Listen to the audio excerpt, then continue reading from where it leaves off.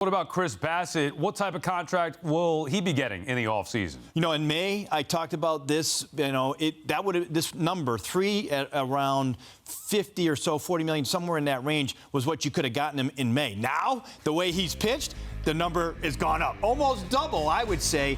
He's going to get another year in there. So I originally said 3 years. He's going to get 4.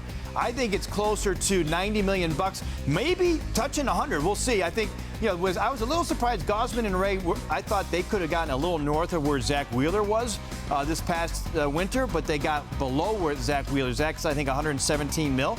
But I think with Bassitt, the one thing that draws back is he's 33 years old, but he knows how to pitch with all this stuff without the dominating stuff, and he's been dominating. So for me, he's a guy that the Mets really have to try to get back, and I think that's a pretty reasonable number the way he's pitched this year.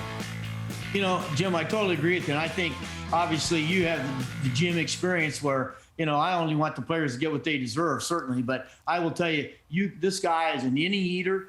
When he starts a game, you think you're going to win the game. He knows he's going to keep you in the game. He competes. You know what? And I know what his age is. So, you know, if it's 3 or 4 or 5 years, you know, I wouldn't go too far because he does throw a lot of innings and he throws a lot of, you know, he's got one of those arms that, you know, he throws a lot of different pitches. But I think he's a guy that you got to sign. Yeah, Terry, and those innings totals, that he does throw a lot of innings, and that's why I want to sign him. I mean, you're at risk of losing 4 of your 5 starters to free agency this offseason. It might not happen, and obviously Jacob deGrom is going to be a priority. You want him back. You need that ceiling-type pitcher.